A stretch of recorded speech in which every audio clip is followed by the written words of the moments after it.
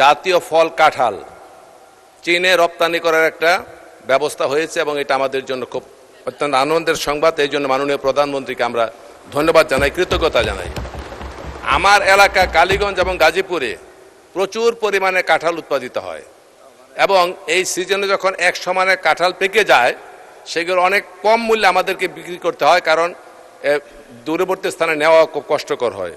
আমি মাননীয় বাণিজ্য মন্ত্রীর কাছে জানতে চাই যে দেশের অর্থনীতিকে সমৃদ্ধ করার জন্য আমার এলাকায় সরকারি উদ্যোগে এই কাঁঠাল রপ্তানির জন্য বাণিজ্যিক ভিত্তিতে কোনো প্রতিষ্ঠান গড়ে তুলবেন কিনা, অথবা বেসরকারি উদ্যোগে যদি কোনো প্রতিষ্ঠান আমরা করি, প্রক্রিয়াজাত প্রতিষ্ঠান, সেইগুলিকে ইনসেন্টিভ দেওয়ার কোনো ব্যবস্থা গ্রহণ করবেন কিনা। ধন্যবাদ মাননীয় স্পিকার। মাননীয় বস্ত্র ও পাট প্রতিমন্ত্রী শরীফুল আলম।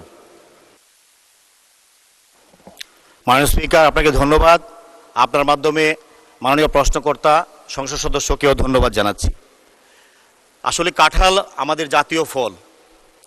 আমরা গতকালকে যেভাবে আনুষ্ঠানিকভাবে পার্লামেন্টে মাননীয় প্রধানমন্ত্রী দেশবাসীর সামনে কাঁঠালকে বিদেশে রপ্তানি করার লক্ষ্যে বলেছেন, এবং গত কয়েকদিন আগে উনি যখন চীন সফর করেন সেখানে উনি একটি এমইও করেছেন চীনের সাথে, যাতে এই কাঁঠাল জাতীয় ফলকে বিদেশে রপ্তানি করা যায়।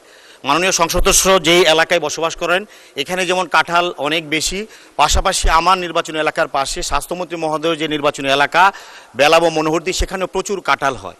অতএব আমি আপনাকে এই কথাটা বলতে পারি, মাননীয় প্রধানমন্ত্রী যেহেতু এমইও করে এসেছেন এবং জাতীয় ফল কাঁঠাল বিদেশে বাজার রপ্তানির সৃষ্টি হচ্ছে, অবশ্যই আমরা এই কাঁঠাল রপ্তানি করার জন্য আমরা আপনাদেরকে এই স্থানীয় পর্যায়ে যারা চাষিরা আছেন বা যারা এই কাঁঠাল উৎপাদন করেন তাদেরকে অর্থনৈতিকভাবেও কীভাবে সহযোগিতা করা যায়, টেকনিক্যাল সাপোর্ট কীভাবে দেওয়া যায়, প্রক্রিয়াজাতকরণের ক্ষেত্রেও যে পদক্ষেপ নেওয়া প্রয়োজন আমরা পর্যালোচনা করে ইনশাআল্লাহ আমরা ভবিষ্যতে এই ব্যাপারে ব্যবস্থা নিব।